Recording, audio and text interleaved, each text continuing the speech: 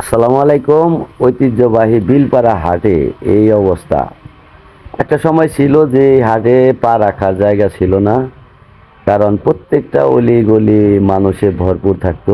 অনেক দূর দূরান্ত থেকে এখানে মানুষ আসতো, চলাফেরা করতো। মানুষ অনেক কিছু নিত্য প্রয়োজনীয় জিনিস বাজার করার জন্য এই হাটে আসতো।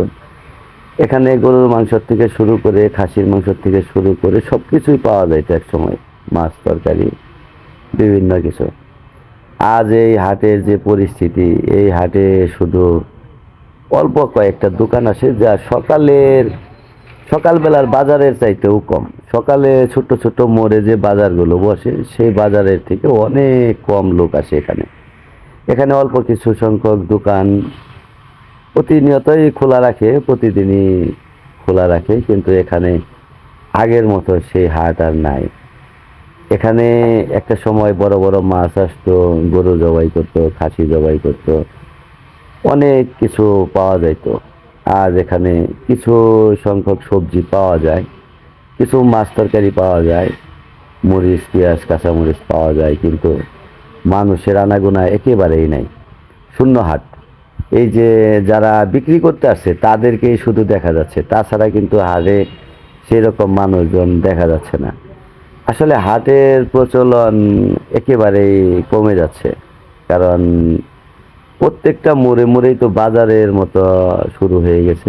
সকালবেলায় বাজার শুরু হয়, মাছ তরকারি পাওয়া যায় বিভিন্ন মোড়ে।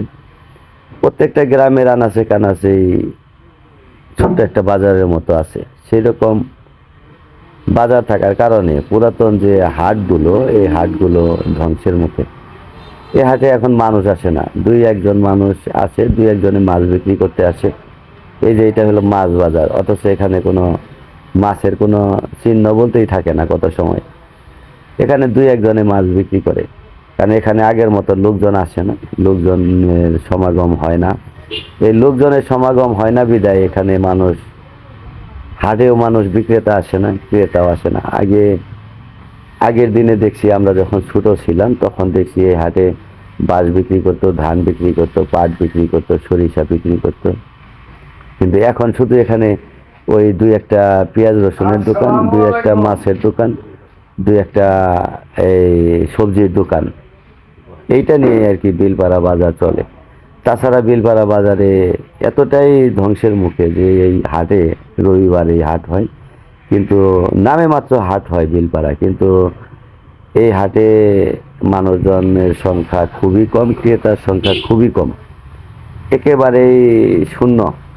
আমি আজকে এই ভিডিওটা দিলাম যে এই হাটে কোনো মানুষজন নাই বললেই চলে, কারণ এখানে হাট চলার মতো সেরকম কোনো পরিস্থিতি নেই।